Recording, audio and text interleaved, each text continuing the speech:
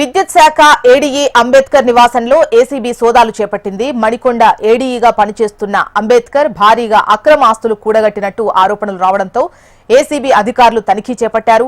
15 బృందాలుగా విడిపోయిన ఏసీబీ అధికారులు గచ్చిబౌలి, మణికొండలోని ఆయన నివాసాలతో పాటు బంధువుల ఇండ్లలోనూ ఏకకాలంలో తనిఖీ చేపట్టారు.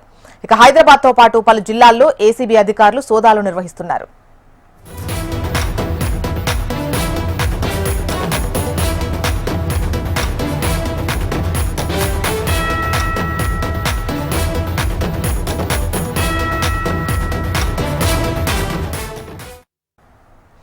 విద్యుత్ శాఖ ఏడీఈ అంబేద్కర్ నివాసంలో ఏసీబీ సోదాలు చేపట్టింది. మణికొండ ఏడీఈగా పనిచేస్తున్న అంబేద్కర్ భారీగా అక్రమ ఆస్తులు కూడగట్టినట్టు ఆరోపణలు రావడంతో ఏసీబీ అధికారులు తనిఖీలు చేపట్టారు.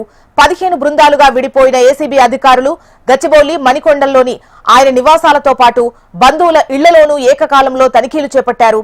ఇక హైదరాబాద్తో పాటు పలు జిల్లాల్లో ఏసీబీ సోదాలు కొనసాగుతున్నాయి.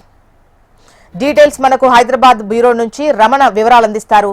రమణ, చెప్పండి, ఏడీఈ అంబేద్కర్ ఇంట్లో ఏసీబీ అధికారులు సోదాలు చేసినట్టుగా తెలుస్తోంది. దీనికి సంబంధించి మీ దగ్గర డీటెయిల్స్ ఏంటి? చాలా రోజులుగా ఫిర్యాదులు అయితే తనపై అంబేద్కర్ పై ఉన్నాయి.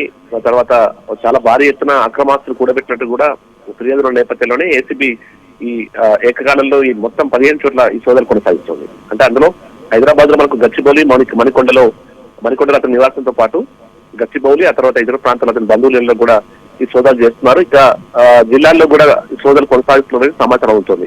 చాలా రోజులుగా అంబేద్కర్ పై అయితే ఫిర్యాదులు ఉన్నాయి.